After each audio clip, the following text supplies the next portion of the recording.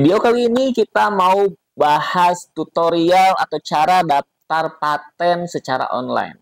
Paten ini berbeda sama merek ya. Jadi kalau merek itu adalah nama suatu usaha atau nama suatu produk berikut dengan logonya, itu yang didaftarkan. Tapi kalau paten adalah teman-teman punya inovasi apa nih? Bisa inovasi metode, inovasi produk, inovasi apapun lah yang bentuknya hal baru atau pengembangan dari hal yang sudah ada gitu. Contohnya klien saya sekarang dia punya metode baru yaitu untuk menciptakan produk gula dari getah kelapa sawit, guys. Menarik kan? Nah, ini adalah hal baru dan dia ingin mematenkan si produknya. Nah, kebetulan kita akan tunjukin caranya membuat paten ya atau mengajukan paten ke DJKI. Kenapa sih kita harus mengajukan paten? Karena paten ini kan berupa inovasi ya, di mana produknya atau metodenya atau sistemnya itu bisa dijual ke perusahaan-perusahaan lain gitu. Misalkan klien saya yang sekarang ini, dia punya metode atau cara untuk mengubah getah gula aren menjadi gula yang layak dikonsumsi. Nah, metode ini kemudian bisa dijual ke PT-PT kebun kelapa sawit gitu. Untuk kemudian nanti caranya ini bisa digunakan oleh PT-PT tersebut. Nah, nanti klien saya ini bisa dapat royalti karena penggunaan metode yang sama gitu. Jadi itu guys ya. Jadi kenapa kita harus mendaftarkan paten atau ide kita? Kalau teman-teman punya inovasi, punya metode dan segala macam ya. Nah, itu nanti bisa didaftarkan dan ketika ide kalian atau paten kalian dipakai, itu kalian bisa dapat royalti sesuai dengan perjanjian masing-masing gitu. Oke, itu aja deskripsi dari paten ya, berbeda dengan merek ya. Sekali lagi, paten berbeda dengan merek. Lanjut aja langsung kita ke komputer, kita tunjukin cara pengajuan paten. Buat teman-teman yang mau mengajukan paten nih, mungkin usahanya punya produk-produk baru gitu ya, dan ingin kerjasama dengan PT lain, teman-teman wajib juga untuk mematenkan ya inovasi-inovasi teman-teman gitu. Ayo langsung aja, gimana cara kita mendaftarkan paten secara online? Langsung cek di komputer. Oke, yang teman-teman harus siapin yang pertama itu KTP ya, dan terus email ya, karena membutuhkan email dan data pribadi gitu. Oke, lanjut kita buka dulu. Saya pakai Google Chrome ya, teman-teman bisa pakai browser lain. Kita buka dulu websitenya. Websitenya adalah dgip.go.id ya. Ini gerbang utama website DJKI. Nah, ini ya. Oke, kemudian masih agak lama ya loadingnya. Ini ditutup aja tombol X ini ya, pop up ini close. Nah, kemudian teman-teman ke menu permohonan. Kemudian pilih yang paten, bukan yang merek ya, paten. Klik. Kemudian akan muncul halaman baru. Ditunggu aja. Oke. Lama ya, lebih lama dari merek ya. Mungkin internetnya atau mungkin websitenya. Oh, kenapa nih? Error, kita coba lagi. Nah, bisa. Akan muncul halaman seperti ini ya. Kemudian teman-teman kalau pengguna baru, teman-teman harus klik daftar akun. Ya, klik daftar akun dulu, bikin akun dulu nih, yang ini nih, daftar akun, klik. Nah, di sini ada isian, teman-teman isi sendiri sesuai data pribadi masing-masing, tidak perlu nyontek dari video ini karena ya namanya data pribadi ya. Cuman yang perlu diperhatikan adalah jenis permohonan. Teman-teman pilih perorangan kalau untuk nama pribadi ya, atas nama pribadi, atau teman-teman bisa pilih badan hukum jika atas nama perusahaan, misalkan paten atas nama PT Indopun misalkan, yaitu badan hukum. Tapi kalau untuk UMKM atau perorangan atas nama sendiri itu pilih perorangan. Nah, ini saya udah coba isi semuanya ya datanya.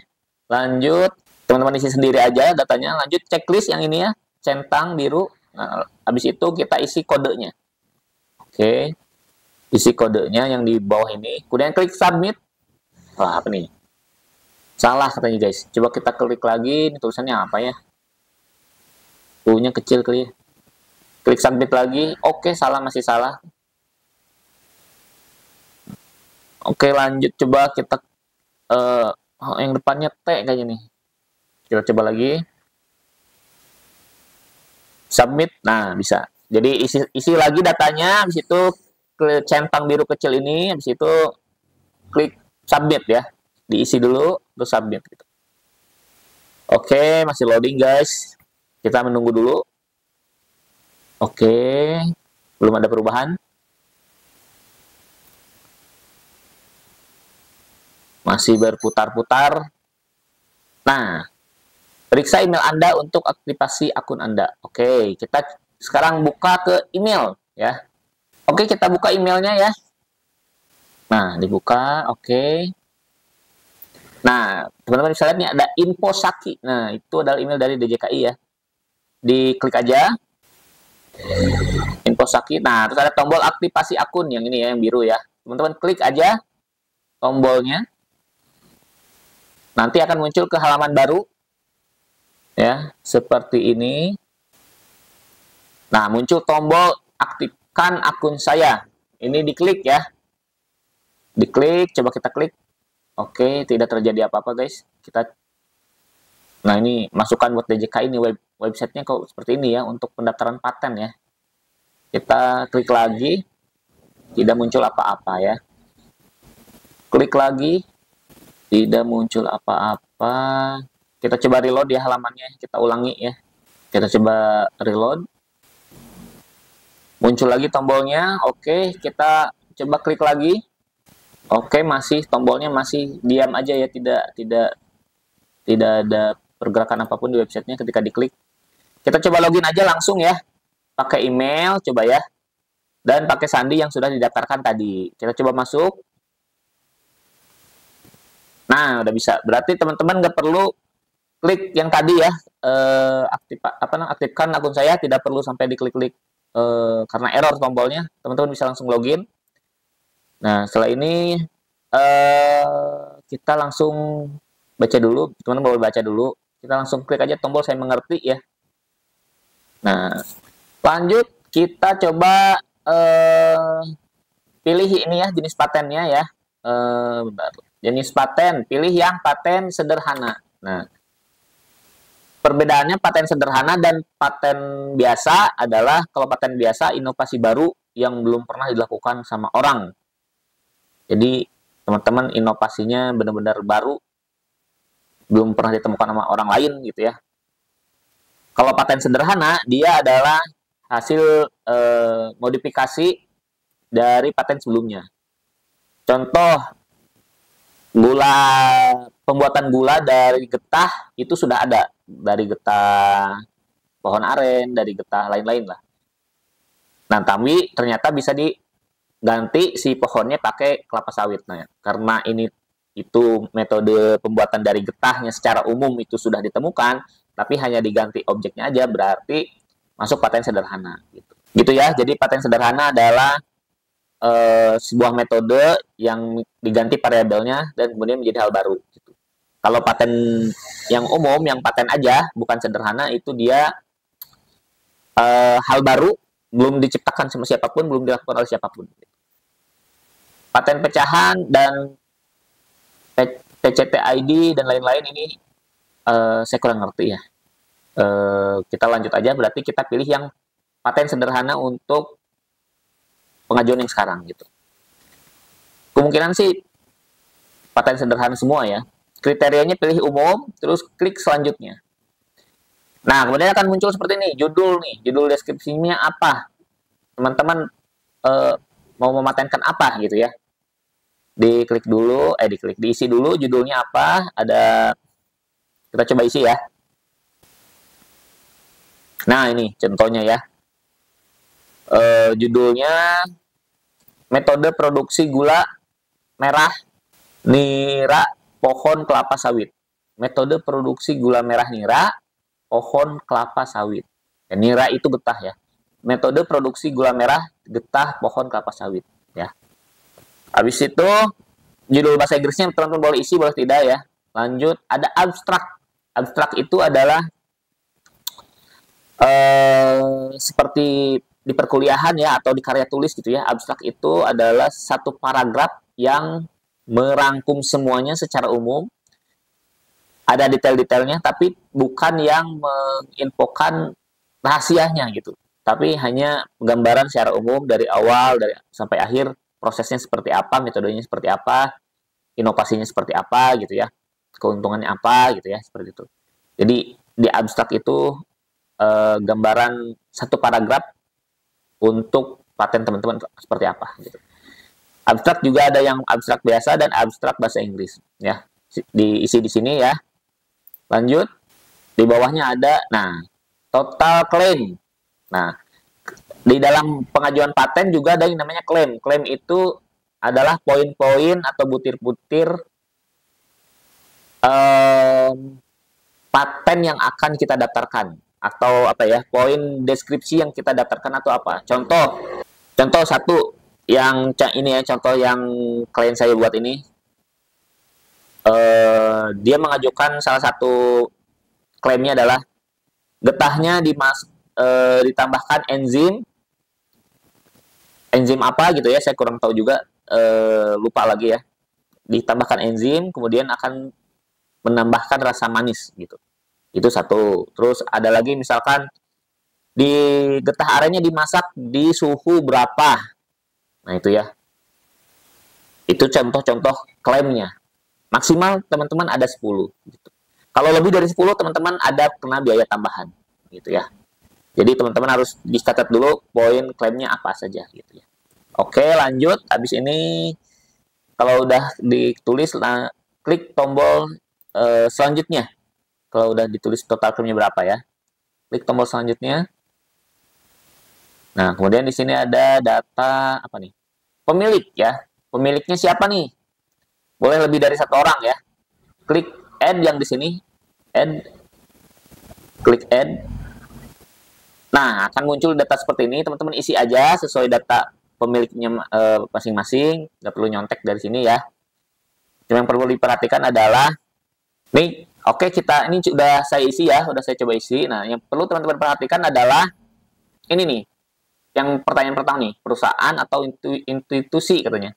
Kalau perusahaan klik di checklist, kalau bukan ya jangan di checklist ya. Nah, contoh ini namanya udah ada, terus alamatnya ya. Kalau mau masukkan pemilik kedua, klik lagi add lagi, terus isi lagi datanya sesuai pemilik kedua. Diisi lagi sesuai pemilik yang kedua ya. Namanya siapa, kebangsaannya, alamatnya, terus emailnya dan lainnya. Contoh ini saya sudah coba isi. Terus kalau udah simpan. Nah, ini udah ada 2 ya pemiliknya nih. Habis itu kalau sudah oke semua, klik selanjutnya, tombol selanjutnya biru. Nah, ada namanya inventor. Inventor adalah penemunya. Penemu metode ini siapa gitu.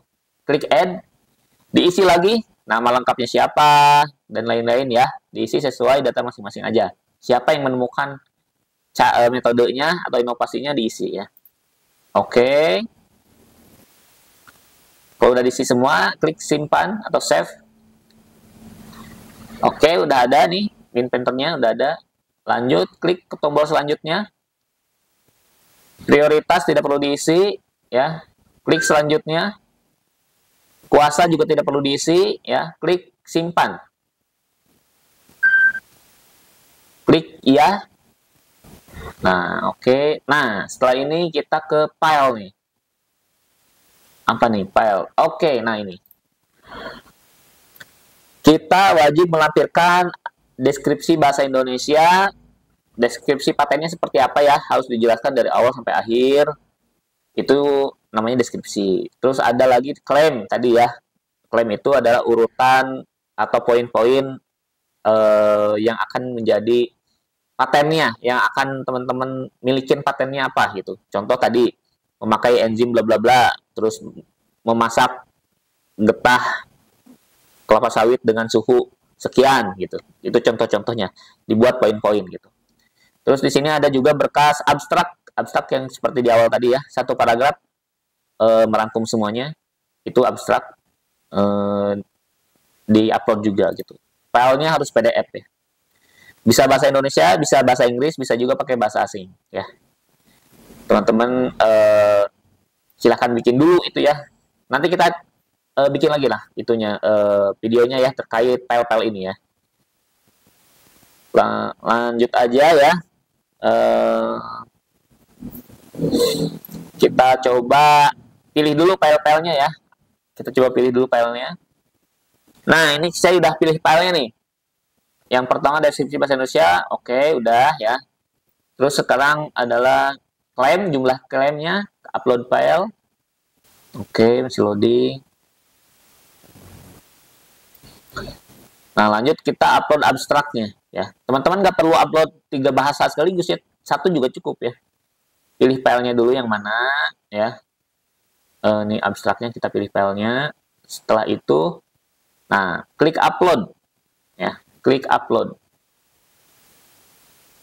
Nah, teman-teman bisa lihat di sini yang ada bulatan merah ya, atau ada tombol hapus file berarti filenya sudah terupload gitu. Kalau sudah semua, teman-teman klik selesai upload di atas ya, yang merah. Nah ini, klik selesai upload. Klik data dokumen sudah lengkap, klik OK. Nah, ini masuk ke dalam pembayaran ya, pembayaran. Teman-teman di sini klik tombol generate kode billing. Nah, ini di kanan atas generate kode billing, tombol warna putih, klik. Tuh, klik generate yang biru. Disclaimer, generate lagi, klik lagi generate.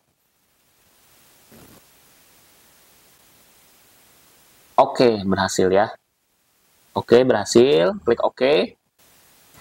Nah, di sini teman-teman punya 2 kode pembayaran, jadi bayarnya 2 kali ya. Kalau untuk paten berbeda dengan merek cuma bayar sekali.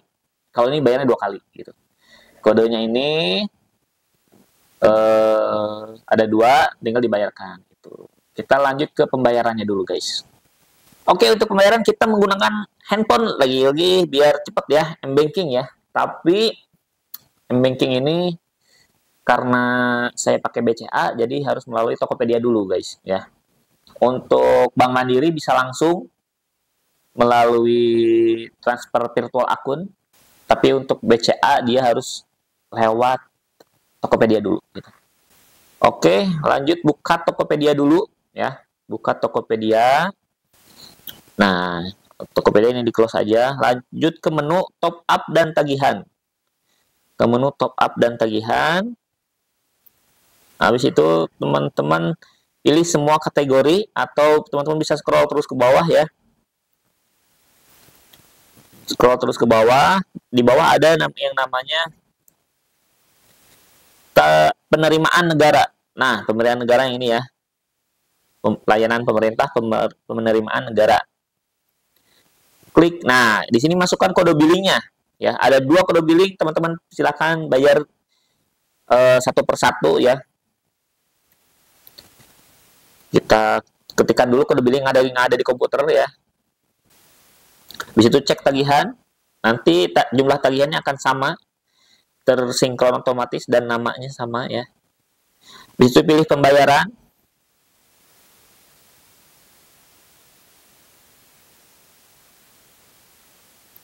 Nah, di sini ada banyak pilihan ya. Kalau teman-teman pakai bank lain juga bisa ya.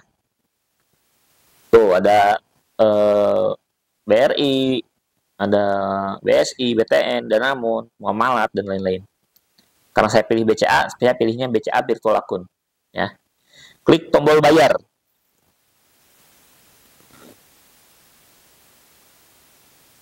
Nah, kemudian akan ada nomor virtual akunnya di sini. Nomor virtual akunnya teman-teman bisa catat di kertas atau disalin di HP-nya boleh ya. Untuk dimasukkan ke M-Banking. Kita buka dulu M-Banking BCA Mobile-nya. Ini saya pakai BCA Mobile, bukan MBCA ya. BCA Mobile, karena BCA ada 2 aplikasi sekarang ya. Oke. Nah, lanjut M-Transfer, pilih transfer. Terus pilih virtual akun. Habis itu pilih masukkan nomor. Nah, masukkan nomor virtual yang tadi ada di Tokopedia gitu ya. Kemudian klik send, biasa transfer biasa. Nah, tagihannya sama, oke. Habis itu ketikkan sandi seperti biasa. Nah, kalau sudah transfer, lanjut ulangi lagi hal yang sama ya.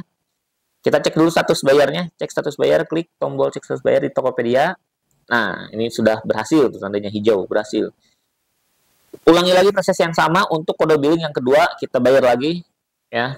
Kita ke menu utamanya lagi, terus ke menu top up dan tagihan. Ya. Habis itu teman-teman ke scroll aja ke bawah, nanti ada penerimaan negara namanya ya. Nah, ini penerimaan negara. Klik. Kode billing lagi masukin yang kedua ya. Silahkan masukin yang ada di komputer kode billingnya ya, yang tadi sudah kita buat gitu. Nah, langsung cek tagihan. Dia akan tersinkron otomatis, jumlahnya harus sama dengan yang ada di komputer dan namanya ya. Habis itu pilih pembayaran, sama kalau teman-teman pakai bank lain bisa, pakai bank BCA bisa. Karena saya pakai bank BCA, langsung aja klik bayar. Nah, bayar lagi. Teman-teman salin lagi atau catat lagi ya, atau copy lagi kodenya, nomor virtualnya. Terus buka lagi BCA-nya. Buka lagi BCA-nya. Ya. Kemudian BCA virtual akun lagi, masukin lagi kodenya. Kode dari Tokopedia. Oke. Send. Oke, bayar lagi ya, masukin PIN-nya. Kemudian, nah, kalau udah berhasil, klik oke aja. Lanjut ya. Nah, lanjut, buka lagi Tokopedia-nya, cek status bayar. Cek status bayar. Kemudian akan, nah, udah berhasil dua-duanya ya. Kalau udah berhasil gini, kita ke komputer lagi, guys. Oke, kita lanjut ke komputer lagi, guys ya. Nah, setelah ini, kalau udah bayar, klik tombol cek pembayaran. Nah, terus klik update, kemudian akan berubah otomatis. Nah, teman-teman bisa lihat ini sudah terbayar, artinya pengajuannya sudah sudah terbayar kode billingnya ya. Teman-teman, ini sudah selesai pengajuannya, tapi untuk download tanda bukti, kita sudah mengajukan. Kita coba cari dulu ya. Teman-teman bisa ke list permohonan ya. Terus isi list permohonan yang ini ya. Klik. Oke, belum ada. Kita klik lagi.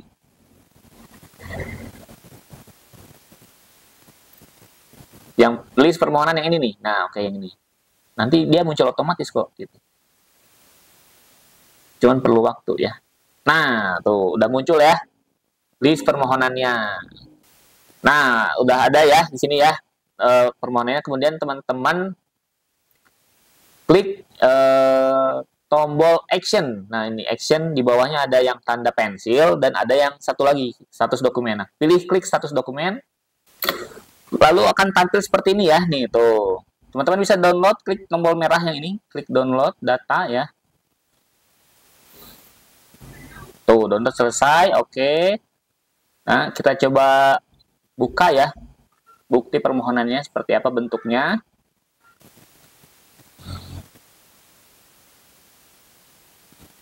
Nah, ini dia bukti pendaftaran patennya ya. Teman-teman bisa lihat sendiri ya.